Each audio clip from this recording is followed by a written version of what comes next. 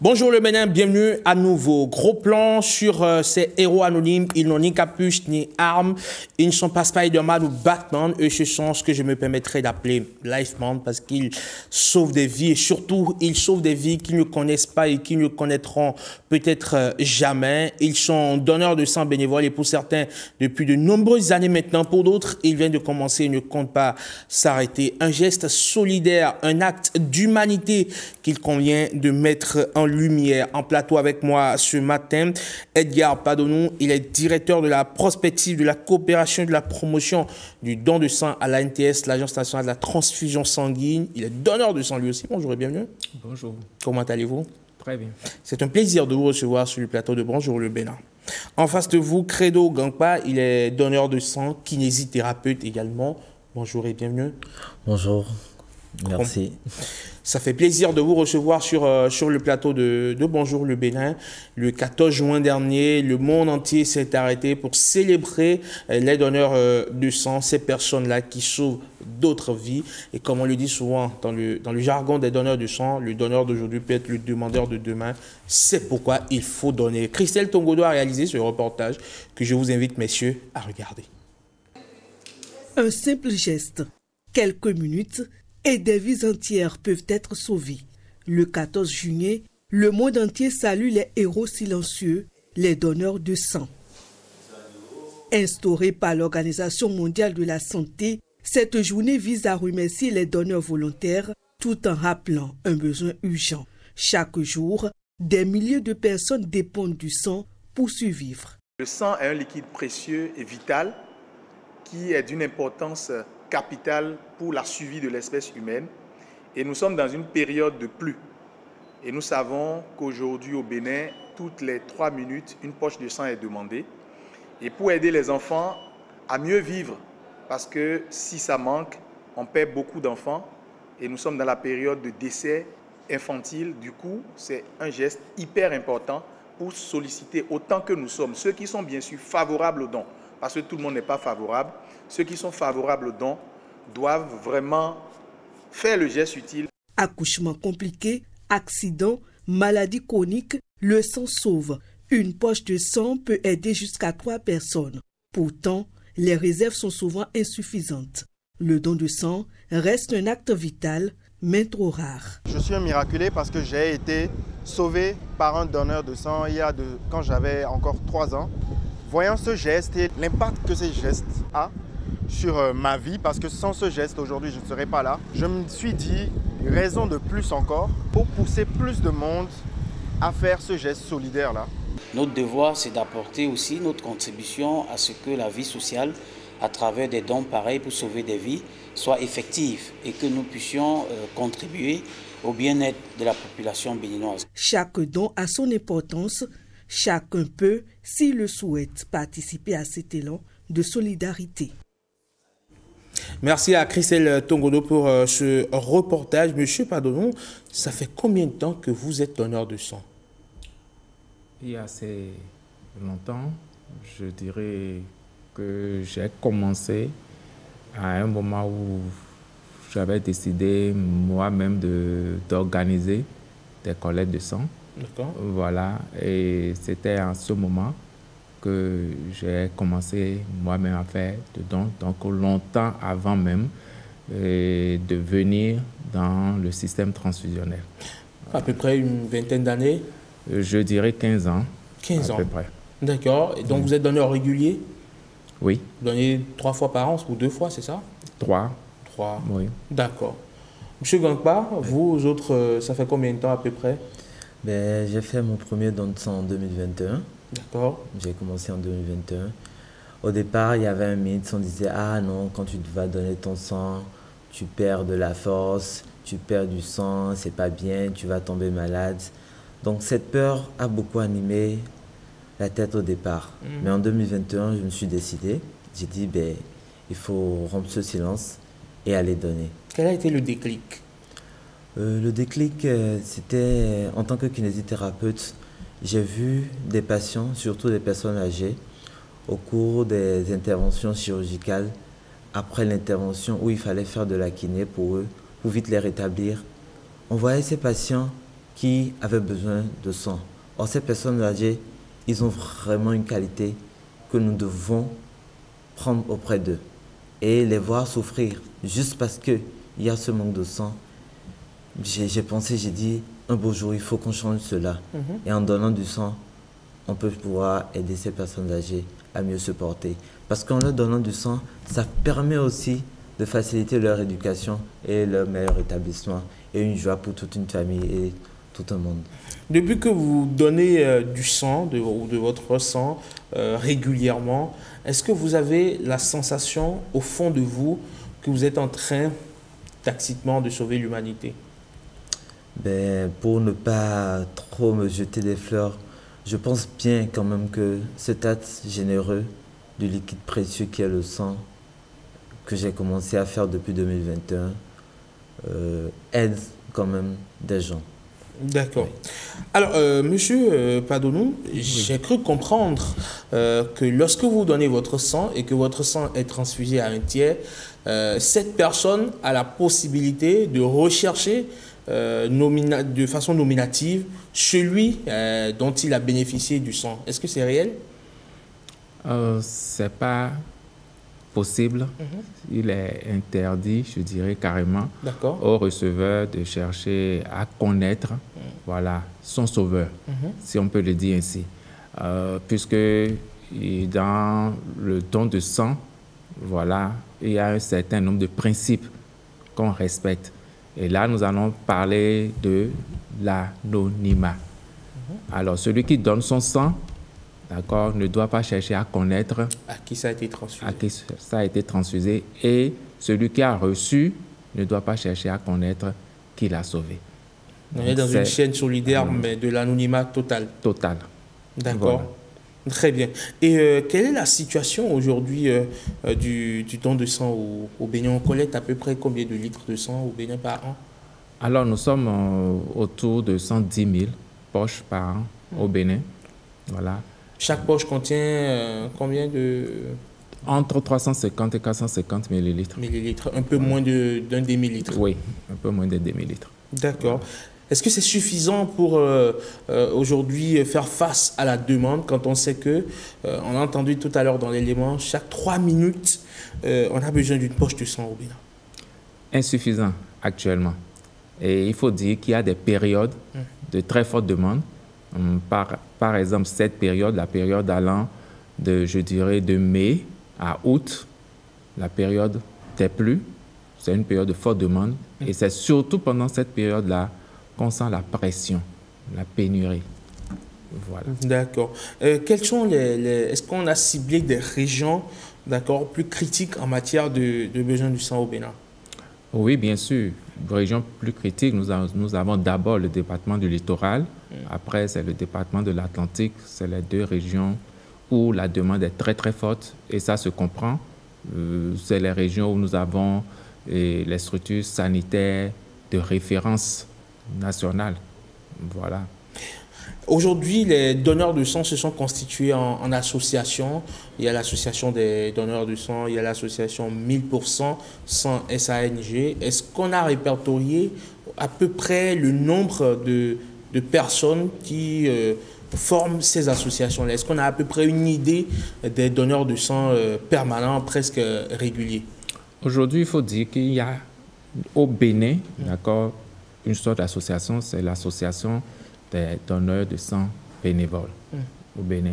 Alors les autres, c'est des, je vais dire, on peut appeler ça des groupes ou bien des ONG qui participent aussi à la mobilisation de la population au don de sang. Alors aujourd'hui, on ne peut pas dire que nous avons exactement, d'accord, un chiffre par rapport au nombre de donneurs dans le pays. Voilà. Et puisqu'il y a des donneurs qui peuvent être très réguliers, il y a des donneurs occasionnels. Voilà. Aujourd'hui, on ne peut pas encore dire clairement combien nous avons de donneurs dans le pays. D'accord. Alors, monsieur Grandpa, depuis que vous avez décidé de commencer par donner du sang régulièrement, est-ce que vous avez essayé de convaincre d'autres personnes qui précédemment, sans doute, étaient réticentes comme vous? Est-ce que vous avez pu les convaincre à rejoindre la cause? Bien sûr, bien évidemment. Comme je l'ai dit, à chaque fois, quand il y a des campagnes et que je suis disponible, j'essaie de faire la communication, donc en aidant. Et c'est un beau jour comme ça pour une campagne de 2023, sauf erreur de ma part, que je suis tombé sur une campagne de l'association 1000%. Et j'ai dit, ça c'est nouveau, il faut quand même y participer. Et c'était dans une ambiance festive.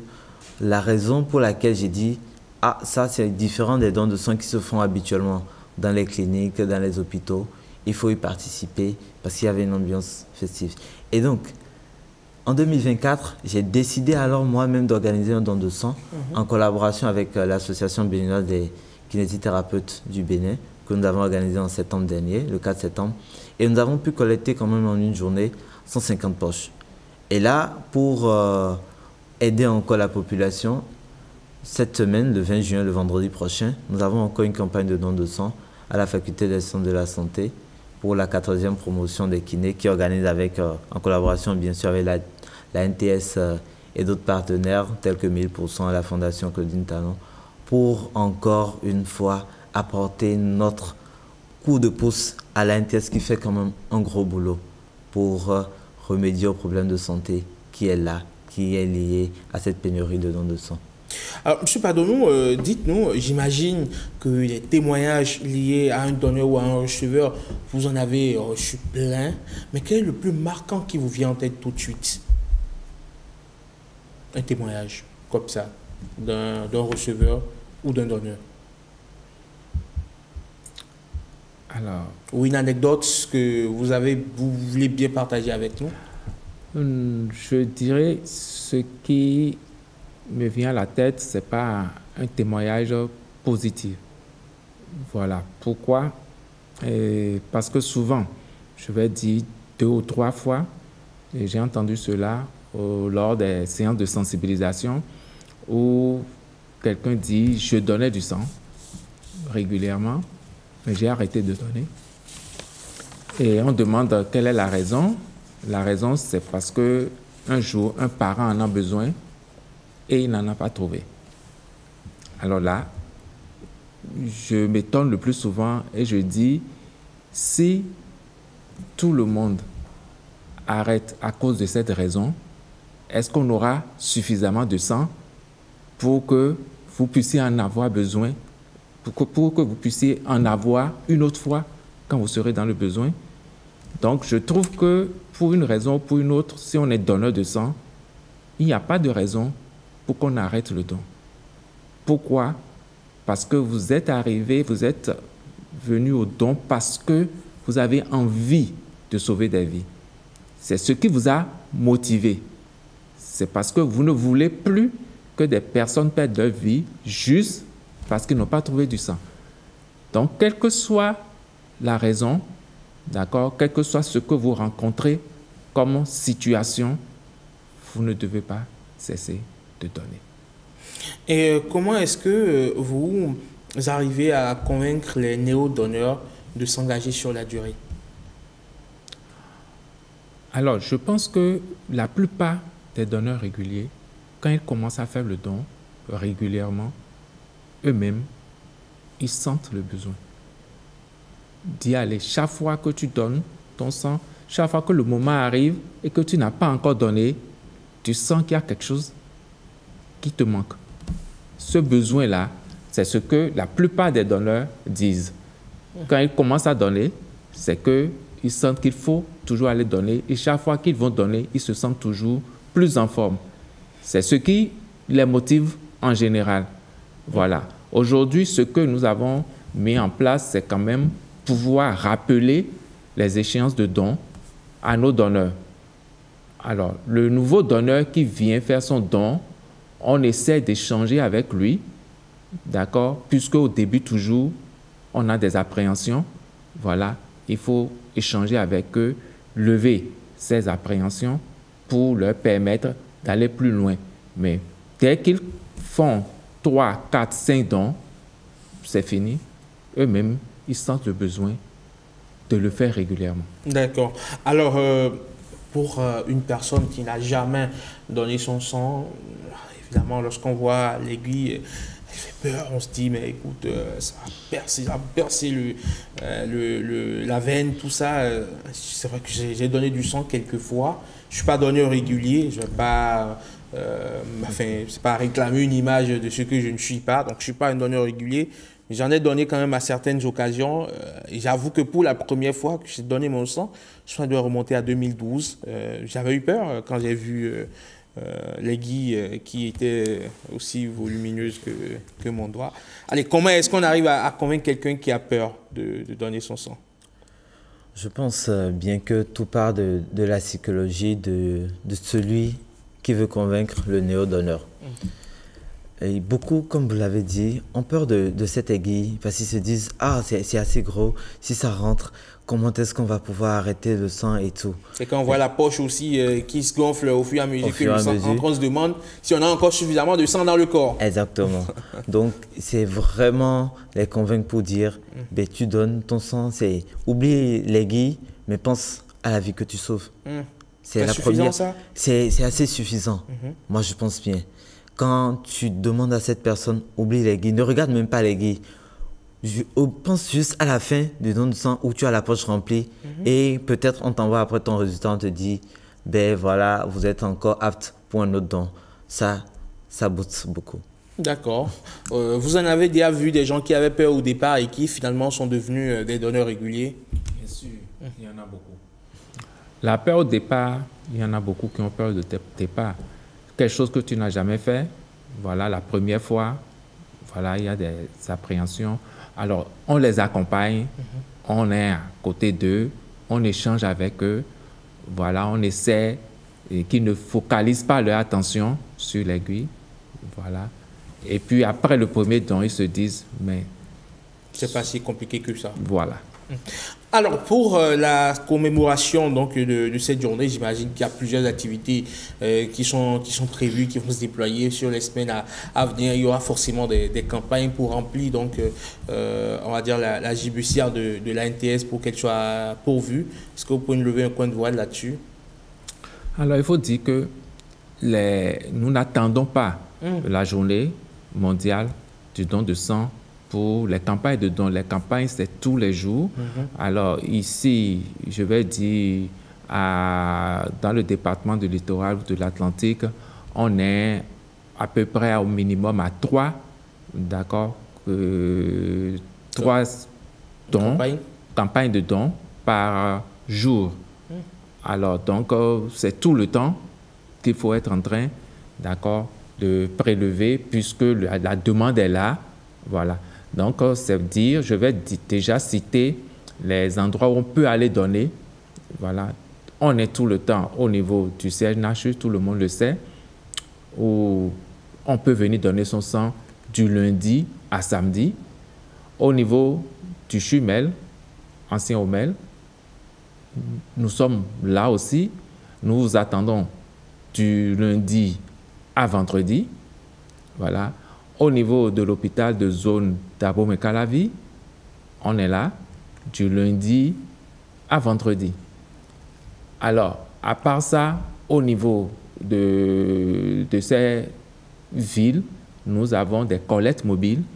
Alors, bientôt, on aura une application qui va permettre à toute personne de pouvoir connaître, d'accord, là où nous sommes, tel jour, tel jour. Et ça, c'est déjà prêt. Voilà, c'est une application qui est déjà prête et bientôt, tout le monde pourra avoir cette application pour savoir là où il peut aller donner son sang. Si nous sommes près de son lieu de travail ou bien de sa maison, et il peut sortir pour faire juste quelques... Voilà. Monsieur Gangpa, qu'est-ce que vous avez envie de dire à toutes ces personnes qui sont encore réticentes, qui estiment peut-être que leur sang finira sur la tête d'un fétiche ou sur la tête d'une divinité? Qu'est-ce que vous dites à ces personnes? Comment déconstruisez-vous, j'allais dire, cette mentalité dans la tête des gens? Je pense qu'il faut que ces donneurs, ces néo-donneurs ou ces anciens donneurs qui se sont retirés, comme l'a dit tout à l'heure le grand frère, ils doivent se dire, c'est sauver des vies. la seule chose qui doit retenir l'attention, c'est sauver des vies. Il faut oublier tout ce qui est mauvais autour, tout ce qu'on raconte de mauvais autour.